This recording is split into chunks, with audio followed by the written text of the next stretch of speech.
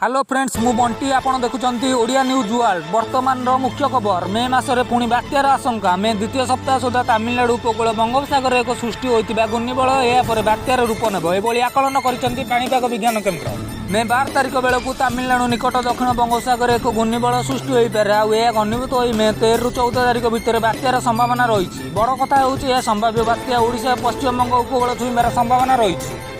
विश्वर केतेक प्रमुख गवेषणा संस्था एभली आकलन करिसेंती केवल ओडिशा पश्चिमबंग नुहे बिहार और झारखंड यह बात्यार छुईपारे या सह मे 9 तारिख आड़क अंडमान निकट आउ एक घूर्णिबल सृष्टि होली पूर्वानुमान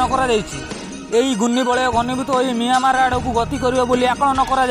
आगामी सप्ताह सृष्टि होउथिबा यार दुईटी घूर्णिबल किभली रूप नेब यार प्रभाव ओडिशा किभली रहिबो कि नै से नै एबटु आकलन करा जाई परिबोनी बोली कहिसंती पाणीपाग विशेषज्ञ। चलित वर्ष एप्रिल मासरे बंगोपसागर कौन घूर्णिबल सृष्टि होना तेणु मे मासरे एभली संभावना अधिक रही आकलन कर 2020 मे मासरे अम्फन बात्या आसीथिला ता पूर्व 2019 मे मासरे फनी बात्या ओडिशा उपकूल में तांडव रचिथिला जेहेतु मे मासरे प्राक मौसुमी वर्षा आरंभ सह बंगोपसागर साइक्लोन एबार पूर्वानुमान करा